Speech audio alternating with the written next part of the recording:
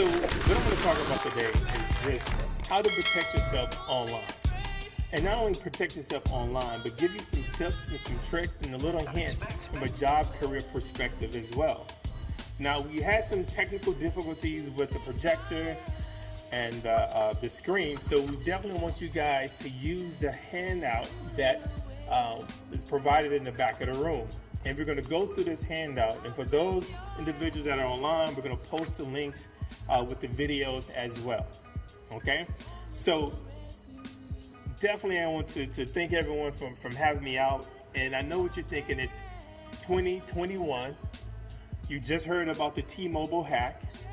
You just heard about hacks a few months ago with FireEye, which was a security company. So in the back of your mind, you're thinking, well, how do I protect myself since I'm just a regular person? I'm a layman. So if corporations that have a security team, if they're not able to protect themselves, then what chance do I have in protecting myself? So we want to have a paradigm shift to understand how to protect yourself, and then also a paradigm shift of who the cyber criminals are. Because the cyber criminals aren't individuals that were those guys that typically couldn't get a prom date. They're not the guys that are in the mom's basement anymore. This is a multi-trillion-dollar industry. So I can make more money doing cybercrime than actually the drug trade. So now you have a different dynamic into the industry. So in 2015, to give you an idea, there was $1 billion bank heist. Then it happened again in 2016, in 2017. And this was all not like you see on Ocean's 11 and Ocean's 12, the television show, but this was all done by somebody hacking, social engineering, and getting that one person at a company to click on the link. Now, in your packet, it talks about antivirus, and the traditional antivirus doesn't work anymore. So you need some sort of endpoint protection, and we'll talk about it later, on your system, and then use good hygiene for that system and good practices for your cell phone, your smart TV, your thermostat in your home, your Tesla, your Cadillac, anything that has an operating system that is hackable. So let's start off. How quickly can you determine if you've been hacked? So on page 2, there's something called Have I Been Pawned? And you get the links attached to the video later on. But this website is basically saying if you provide an email address, it's going to show you if you were in a data breach. So as an example, when Facebook got hacked, your email address that you sign in with Facebook will be listed. When LinkedIn got hacked, the email address that you sign up with for LinkedIn will be shown, inclusive of the password, your phone number, any of the sensitive data information that was attached to that email address or that account was being shown. So have I been pawned is so easy. You just type in your email address and it will list if you've been in a data breach. Simple, right? Number 2, there's a link called The World's Biggest Data Breaches and Hacks. And it's a nice little bubbly pictures on the GUI on the web browser. All you have to do, and it's the scale version from 2021 to 2020 to 2019. I think it goes back to 2007. But you see it based in bubbles, right? The bigger the breach, the bigger the bubble. All you have to do, so say for example, I'm using Facebook. If you're in Facebook, all you have to do is click on the bubble and it'll tell you the type of information that was out there. So one could be phone numbers, one could be social security numbers. So all this stuff is based upon this bubble on this website. So you go to the website and the link is in the handout. You click on it and then you just say, well, I got a Facebook account. I have a Bank of America account. I have a Capital One account. And you click on the bubble and it'll tell you the information that you or was involved in that particular data breach or hack. Okay? So those are the simplest things to determine if you've been compromised or not. Now, sometimes when we think about ourselves, we want to say, well, how much information out there on the internet about you as an individual? So sometimes it's good enough to figure it out or to check and see. So there's something called Google hacking. And this is just using Google search engine to find information about you. So on the third page, I give you an example. I give you a link with all the Google search operators, or the 24 most commonly used. So my example is this. I'm going to type it in text quotation mark, quotes, Mary Green quotes, and it's going to come up anything on the internet that Mary Green is in text. Because I'm saying in text, as you see in I'll call this a study guide or the workbook. So if I want to find out anything about me, I'm going to do in text, quotation marks, author Mabry, quotation marks, and it's going to come up with anything on the internet that I'm in the text of. Now, sometimes when we type stuff in the web browser, we don't use the Google search engine. We go to that little bar. And that little bar at the top is called a URL. So sometimes I want to check if my name is in a URL. So if I'm in LinkedIn, it'll be LinkedIn / and my name, or whatever the website is. So I can do a search for in URL and the name that you want to search for. And all this happens with Google, or using more of the search queries that Google has. Now, when hackers hack stuff, they like to post it sometimes on the internet and websites called paste sites. All right. So on number 3, I have an example of paste sites. And you can do site, pastebin.com is the most common one. And then you just put in quotation marks the name that you want to look for. It could be a company name. It could be a state name. It could be your name, right? And Google will provide you some sort of information of what it found on that paste site. Now, when we do typical Google searches, what I provided on number 3 is 4 different options, right? One, if I want to look for something, I can look for them on a particular site. So here I have site ESPN.com, LeBron. That's going to give me anyone that has the first name of LeBron. I could do LeBron James, but I need to put it in quotation marks. The second one is file type. So this is going to show me a file type of a Word document of anything in quotation marks of LeBron James. Now I can also do file type JPEG, JPG, and it's going to show me pictures of LeBron James. So say, for example, if you want to see if your girlfriend or your friend is out there online in the picture, you put their name and then you put file type JPEG or PNG. And then it's going to go out and look for pictures in the internet of that particular person. And the next 2 are just examples of why you need to cover up your webcam.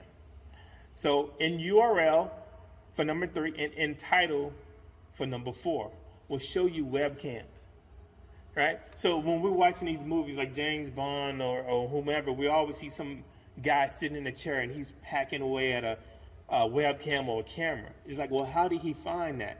If you know the manufacturer name that they put in the URL, if you know the application that runs on that particular camera, all you have to do is a search for it. And if Google has spotted it, that means crawling the internet and looking for something. If they have found it, it would be posted.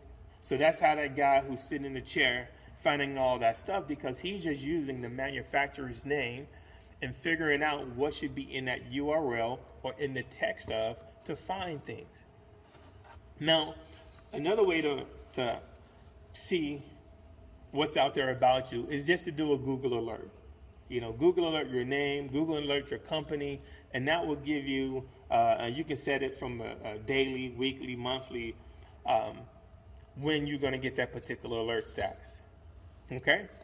So those are the quick hits to find about you online on the internet, and to find if you've been compromised, not necessarily you, but if you were in a breach already, your information is already out there. All right, so another thing that you may remember is that you always get these annoying phone calls, right? Every time you sign up for something, they want a phone number. And it's getting to the point now where you have to give a phone number. Now, either you can go out and get a throwaway phone number, but what people are doing is selling your data.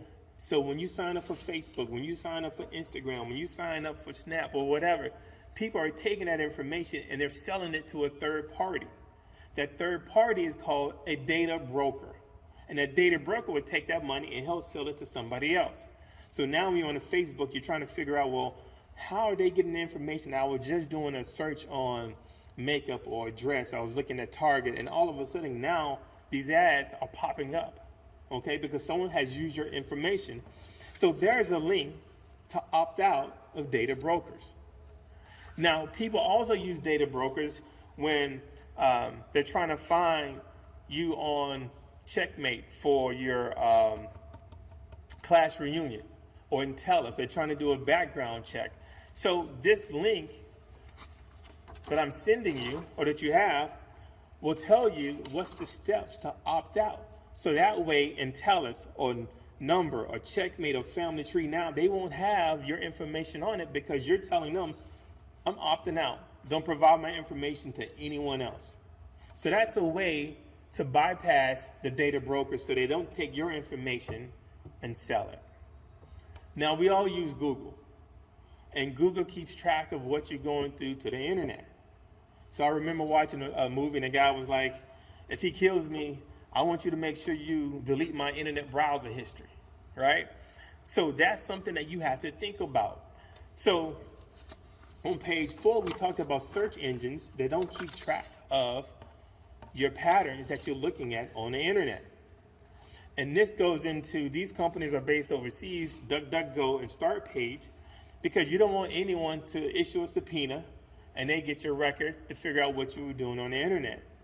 So these websites use Google on the back end, and so they're just as good as using Google itself. Now, a lot of us have Gmail, but once again, Gmail, Hotmail, Yahoo, if you still use it, AOL, if you still use that email address, they're still susceptible to someone doing going to a court order to get your information. So there's another email called Protonmail, and this is very secure, it's encrypted, and if you have a subpoena, they don't care because they're overseas and they believe in privacy. So these are the things that you have to think about as far as not necessarily covering your tracks because you're doing something bad, but you just want to cover your tracks because you don't want people using your information and making money off of it, and you're none the wiser. And the third thing is, I call it hide and seek with a VPN. So when you're in a hotel, or if you are in Panera, or if you're in Starbucks, if you're in Barnes and Noble, if you can find one, you always want to make sure that you're connected in with a VPN because you want to make sure that somebody else is not intercepting your traffic. These guys are so good that you can log into Facebook, and it's not even a Facebook. It looks like Facebook, but it's not really Facebook because they're intercepting your traffic as you're going to Facebook, because what they're doing is hiding behind Paneras or any public Wi-Fi, McDonald's. We're at the McCormick Place. They're hiding behind that gateway. So when you want to go to Facebook, you think you're going to McCormick to get out to the internet, but you're going to some guy who's sitting in the back of the room a mile away, okay? And they're intercepting this traffic, and they're watching what you're doing. So you want to have a VPN that it encrypts or hides your traffic as you go to whatever site you're going to. So that's a lot of information, and a lot of people are thinking, well, how can I get into the field? You know, I see these guys on TV, and, you know, they're Harvard educated or MIT or Caltech, but that's not the case. The IT field is not a degree-driven field to get into. You can get into the field with a GED. And so on page 6, we're going to jump to, is a company at the corner of Happy and Healthy. It's called Walgreens. And I just did Walgreens GED Cloud Security. You can make $130,000. And I have a description that shows you, it talks about bachelor's degree. It talks about high school diploma or equivalent. And the reason it is because it's hard to find people that are qualified to do cybersecurity. And the United States is taken aback because we always push degrees in cybersecurity or computer science, while other countries just think if you have an aptitude for learning, that they will hire you, or they'll put you in a program and they will train you so you can become a cybersecurity specialist. So companies now in the US are realizing that why should I take somebody from Harvard or Yale or MIT who's book smart, but he doesn't necessarily have the experience of being a criminal or bad guy, right? Because that's what they need. So in cybersecurity, it's always a plus to have somebody to know what the bad guys are doing, because then if they know what they're doing or have done it, then they know how to stop it. So all you need is a GED. You don't have to get a bunch of certifications and things of that nature, but if you have a GED or high school diploma or just a mentality of learning and put in 2 to 3 hours a day of perfecting your craft, learning the basics and going from zero to hero, then you have the opportunity to make $100,000 in a very short period of time. Now, but what do you learn? So now we're going back to page 5 in our little workbook. So in page 5, I went to Indeed.com. So Indeed is a job site.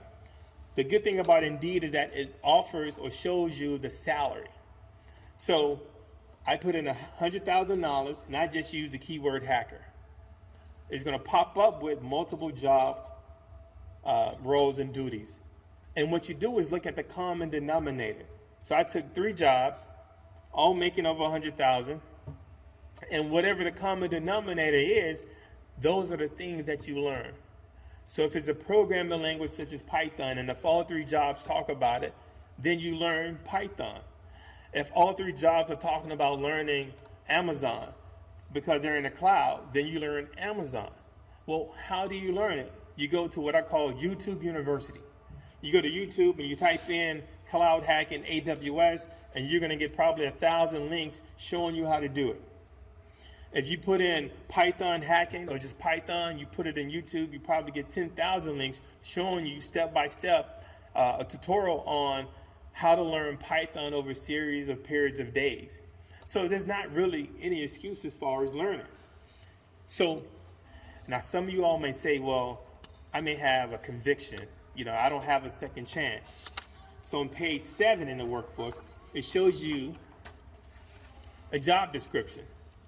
And in this job description, it says, company name, which is Cisco, will consider for employment on a case-by-case basis qualified applicants with arrest and conviction records. So what does that mean?